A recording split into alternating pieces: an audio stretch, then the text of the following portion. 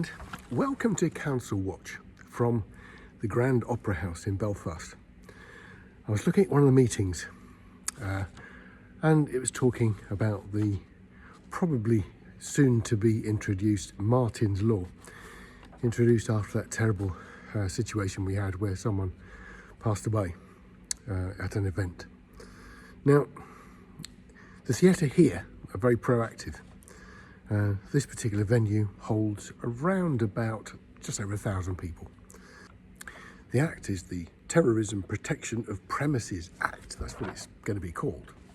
And this particular venue decided that last Christmas they would put in place what they would have to do, most likely, when the thing becomes law.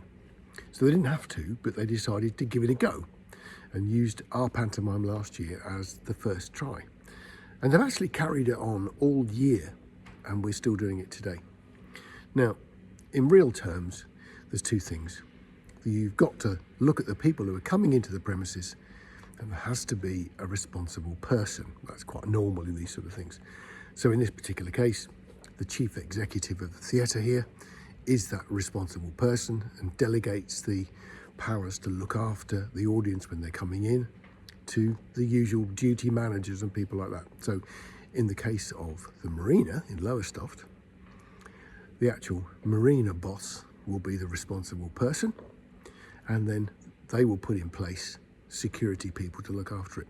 These are not the normal front of house staff. They have to be SIA approved, which, if you don't know what that's all about, basically the sort of guys that you see standing outside nightclubs and things like that. There's an SIA certificate. It's a qualification. It's a level 2 qualification. It takes about a week if you go on the course. Costs a couple of £100, and you end up with a license to be on the door. Now, I went down and asked the guys here today, and I said, look, you know, this is going to become law, isn't it? And they nodded. And I said, have you had any problems over the last year? And pretty much the answer was, no, we haven't.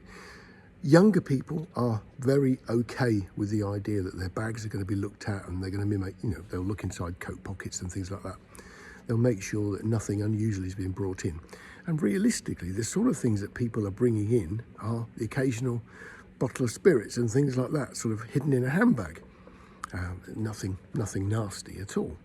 But that's the sort of thing that's been discovered in the searches, and they're very low-key searches. They're done very friendly. The guys that are on the door here are really nice, and the most amazing thing actually happened this morning. They were telling me it was the first one of our school's matinees, and one of the kids from one of the local schools asked why they were being searched, and they explained, and the kid said, thank you for looking after me. You know, people understand this, so it's no big deal. The worst part about it is for the theatre, and we do it here with 2 security guys and then one of the front of house staff as well. So there's 3 people it takes. Now the security guys, if you use the normal firms who provide them, it's not cheap, but it is required. I mean, we've been doing it here for a year as an experiment, and it's worked absolutely fine. And yeah, of course, there are costs. You've got, in our case here, 2 members of staff to actually pay. It's perfectly possible for those people in the theatre who are interested to actually go on the course. There's no reason why some staff in the marina can't go on the 1-week course, get their certificate, apply for the licence, and they can be their security people. It's perfectly possible. Now, if those people were going to be paid anyway, there's probably no huge cost. It's not like employing 2 sort of umpteen pounds per hour people from a security firm. You could do it yourself if you want to. But the vast majority of the people, they tell me, have got no problem at all with the bag searches. Once they know why it's being done, everybody is quite happy with it. It's no big deal, and we don't need to worry about it. The other thing I wanted to talk about was, well, it comes up at some of the events meetings as well. If we're introducing Martyn's Law to try and keep people safe, there's other things that people like Lowestoft Council will need to do. In actual fact, some of the things that they need to do, I suspect, probably not doing. And that responsible person thing creeps in yet again.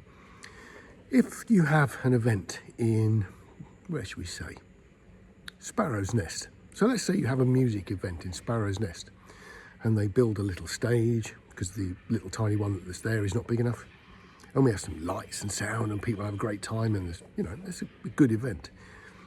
There are some electrical regulations that apply to things like that. British Standard 7909 is the one. And it's all to do with the temporary power. So basically what they're looking at is they don't want people to get electrocuted. So the idea that you can sort of run out a few extension leads and people can plug into them is actually not allowed unless it's signed off by an electrician and a responsible person is there at the event to make sure people are safe. And if you look at loads of these events that happen in fields and sort of, community centres, you sort of see some pretty bodged up electrics. So it really means that if you do have a little stage you built, you need an electrician to actually look at all the wiring that's been done, and that electrician has to sign it off as being safe. And then the responsible person who is in charge of the event, which maybe there is or maybe there isn't, that person has got to sort of carry the can. So if anybody was to get electrocuted, that person would be the one that would be in front of the man with the wig. If you look at the event that started this all off, where sadly someone died, since then there have been quite a lot of terrorist style sort of things planned that the authorities found out about and put a stop to. This is not something that's rare. It does and probably will carry on happening. So it's good that the council are looking at it, but of course the council are not really responsible, are they? At the Marina, we've got the Board of Trustees, we've got the manager of the theatre. They're the people who are actually responsible in law for looking after the people who go to the shows. So that's all right. The council, of course, are the ones that just have to sort of fund it as they own the building. But luckily, it's not really a thing for our council to actually do. They just need to make sure that the people at the theatre are doing it. And I'm pretty sure that they already have taken all this into account. But there are ways of minimising the hassle and minimising the expense. But saying that, still keeping people safe. So there were quite a few things at the meeting that I was watching, but I decided, no, I'm not going to have a pop at the councillors, because although it got a bit heated in places, the reasons were sort of pretty obvious. But the thing that did get me was this thing about Martyn's Law and how there seemed to be some misunderstandings about how the thing works. And there aren't really, you've just got to keep people safe. And if searching people to make sure they don't bring things into the building is how it has to be, that's no big deal. We're doing it here. It's not caused any problems at all. And the only thing really is those latecomers.